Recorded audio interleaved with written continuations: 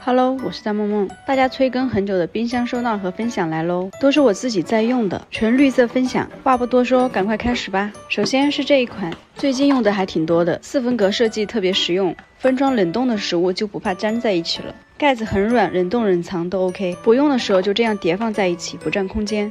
下一款是这个纯透明的保鲜盒，底部有条纹设计，不太容易粘，但盒体的材质在这几款中算是硬的，不过盖是软的就行。叠放起来非常整齐划一，强迫症最爱。不用的时候叠放收纳有点占空间。这一款就是老朋友啦，一共4个尺寸。我个人觉得最实用的是350和800的，700和1600的有点深，同样也是软盖，不同规格的可以这样一整套叠放。不用的时候这样叠放也不太占空间。这3款可以根据自己的喜好选择，不过买之前建议确认一下自家冰箱内部的尺寸，最大程度的利用冰箱空间。这一款小盒子问的人也很多，容量非常小，适合小分量的食物，冷冻冷藏都可以用。我用它来装酱料、拌面或者是拌菜都很方便，也可以微波炉加热直接蘸着吃。自己熬的番茄酱小盒分装起来，一次拿1盒，体积非常小，放在冰箱门上也不占空间。接下来是真空袋，这一款送的是一个电泵，用起来比较省时省力。这一款呢送的是一个手泵，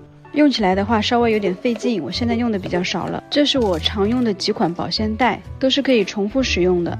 这是可悬挂的抽屉储物盒，通过这4个挂钩把它倒挂在冰箱的层板上，放一些零零散散的小东西，好拿取又不显得乱。这是可以叠放的抽屉盒，用起来还是比较顺滑的。他家还有一款大号的，可以根据自己的需要购买。这是一款抽屉分隔板，把这个机关拉起来就可以调整板子的长度，按下去就可以固定住。这是抽屉分隔盒，还送了隔板，可以隔成2半。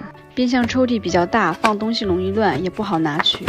搭配一些分隔板和分隔盒子，就能收纳的比较整齐，拿完东西也不会乱掉。这是鸡蛋盒，双层，可以收纳60个鸡蛋。这是收纳转盘，可以放在冰箱顶层，方便拿取东西。最后还有几个冰箱门上用的小工具，这是分隔板，这是冰箱门调料收纳盒，这是小挂钩，搭配纳米胶可以很好的粘在冰箱门上，把冰箱门上的空间也榨干。好啦，问的都分享完啦，下期见吧。